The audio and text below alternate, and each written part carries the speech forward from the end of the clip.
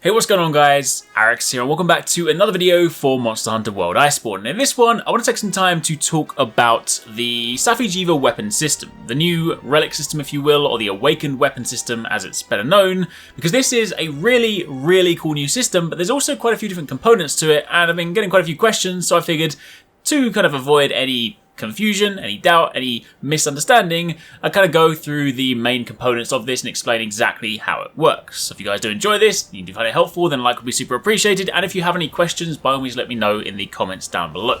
Now, broadly speaking, top level, you start off by hunting Safi'jiiva, and of course, once you have defeated the monster, you'll then return to the gathering hub, you'll go to the quest counter, and you will then go down to the siege, and instead of going to embark on a new siege, you'll be able to claim your rewards. Now the first set of rewards are of course the Dracolite. These come in various different rarities, various different forms. Think of them kind of like armor spheres in the way that you have, increasing value versions, and that's exactly the same for Dracolite, only these will feed into your weapons. Once you've taken all of these, you will then be presented with weapons, and depending on how well you did in the hunt, you will have more to choose from. One of these, at least, will always correspond to the weapon you had equipped, so if you went in with a sword and shield, then at least one of these weapons will 100% be guaranteed to be a sword and shield. You can see on the left hand side that you can only choose a maximum of 3, so of course you want to pick and choose here. Now this first bit here, it's important to understand that there's only so much variety at this stage. Everything you see here basically adopts or basically works around a fixed base value. So take, say, a sword and shield for example.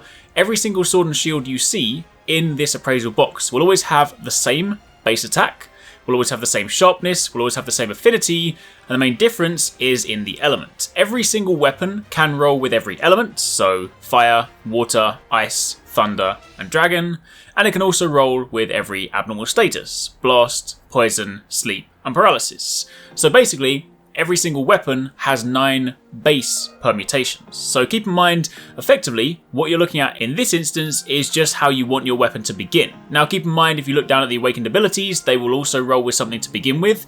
The awakened abilities are not fixed. You can replace these, so yes, sometimes you start off with one that happens to be really good, and that's often a great way to start with your weapon.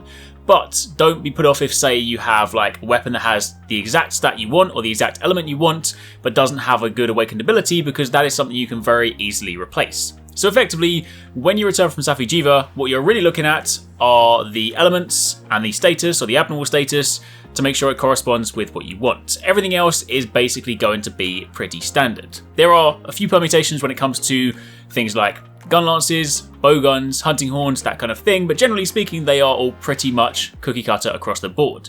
Especially for those of you guys that use gun lances, as an example, you might see a lot of them being normal gun lances. Keep in mind you can change that to wide or long later, so again, you don't really need to worry too much. So really, long story short, grab the weapons you like based on the elements or the abnormal status you like, and then you head over to the smithy. You then go down to upgrade equipment, and you then go and select one of your weapons. Now in this situation, I'm going to start very quickly with a weapon that hasn't been touched at all, so this is just a poison damage switch axe. So you can see that when you go to this, you can spend your Dracolite shards. They come in various different forms. You have the shards, the Dracolite, the large, and the rigid.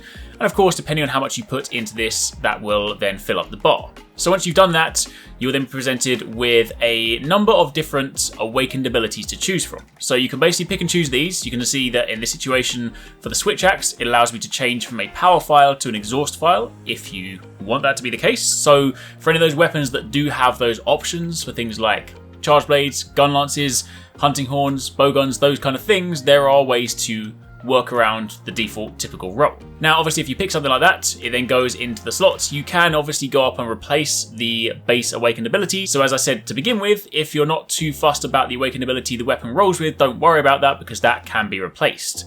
You can fill up to a total of 5 of these, but even once you've maxed out the list of 5, you can continue to roll these and continue to replace them until you finally min-max it to get the exact perfect weapon that you want. Alternatively, if you don't want to do that, you can store the potential. And basically what this does is it takes the energy you just put into the weapon and it saves that so that the next time you level up, it gives you a better chance at getting a better skill. So if we go and do that again, I'm not going to use too many parts on this one because I don't want to waste it on this weapon for now. We're going to switch over to another weapon, but just to give you an idea, you can see that of course these different abilities also come in different rarities. They have 1 to 5 stars to begin with, but you can actually get effectively a 6-star version or like an ultra 5-star version, which will have a very obvious glow. Now, it's worth noting, most of these skills can be stacked, so you can run multiple affinity skills, multiple attack skills, different things like that. But if you do happen to get one of the ultra rare 5-star or like 6-star special star abilities, if you want to call it that, you can only have one of those on a weapon at one time. Additionally, you can also only have one of the set bonus skills on your weapon, so you can't just stack like 3 or 4 Nargacuga essences, you can only have one of them. Also keep in mind these act as 1 point towards that skill, so by having Nargacuga essence on your weapon, it does not give you the entire thing, it simply gives you 1 point towards that. So it would then mean you could have 1 point on your weapon and just take 1 piece of armor or 2 pieces of armor, in turn basically allowing you to get more out of your mix sets. So if we then turn our attention to, say, a weapon that I've been putting a bit more stuff into, I got the Paralysis Sword and Shield. Finally, I mentioned to you guys before when I did Call of Tiroth, I never actually got the Paralysis Sword and Shield to drop, and luckily I got this today on basically my second run, which was great. Now, as it currently stands, this is by no means perfect. There are lots of things here that I want to change out, but you can already see that it's got to the Awakened level 16. So we're going to put some points into this because one of the other cool things is the weapons also change form once you get to a certain threshold. So we're going to go and see if we can min-max this a little bit, and then we can go and see exactly what it is that we can do with it. Keep in mind as well that another way to build potential is actually to go into a hunt with an awakened weapon. If you use an awakened weapon in a hunt against Safi'jiiva and you break parts, it actually helps you build potential.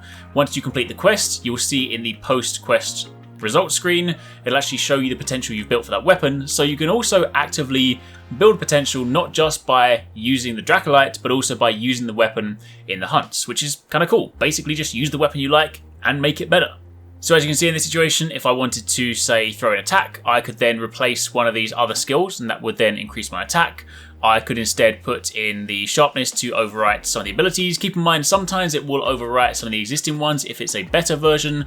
Other times you can stack them. So in this situation, let's just go and store the potential because there's nothing in there that I particularly want right now.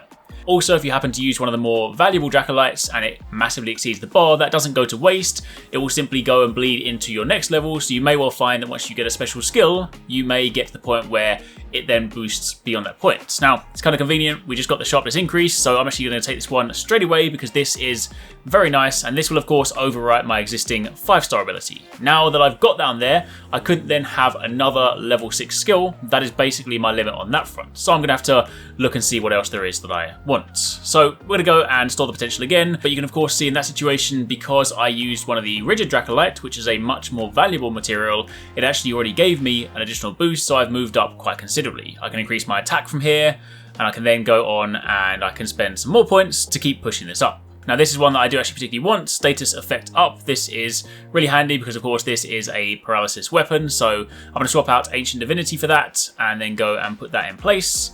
And we are now closing in on Awakened level 20. Then, as you can begin to see, once you get to a certain threshold, in this situation we have got to level 23, your weapon will then change form. And this is when you really get into the true awakened state. You'll notice that basically all of the weapons you have, they have like a default stance when you first look at them, and then once you've spent enough time, once you've spent enough, upgrades into them and you've actually awakened them properly, they then change form. Some of them a little bit more subtle, like the sword and shield in this situation. Meanwhile, other ones are much more outlandish, like the hammers and the charge blades and the great swords. They have physical eyes that peer out from beneath the shield and beneath the weapons. They are very, very cool. But the fact that we have these weapons that can actually change their form and change the way they look is incredibly exciting. And it doesn't stop there as well, because once you've done that, you can actually go and you can augment your weapon, and you can do the traditional augments if you wanted to. So you can see I've already thrown an element status effect up into this weapon. I could then throw in all the other ones if I wanted to. So these weapons can be augmented like normal, as well as this new upgrade system. So the really cool thing about this, and the way to look at this, is that effectively a lot of these are going to become your sort of go-to new best in slot weapons, because you can really tailor them based on the way that you want to play. None of them are inherently fixed. If you get to the point where even with a sword and shield, I've been fine-tuning this one, you can see that even though it has 5 skills, I can still keep putting points into it, and I can keep fine-tuning that until I get to exactly where I want. So already you can see I can switch this affinity skill out, and I've now gone from affinity level 4 to affinity level 5. So we've really got a very nice set of skills in here already. So you can basically keep revisiting these as you crew more materials to get exactly what you want.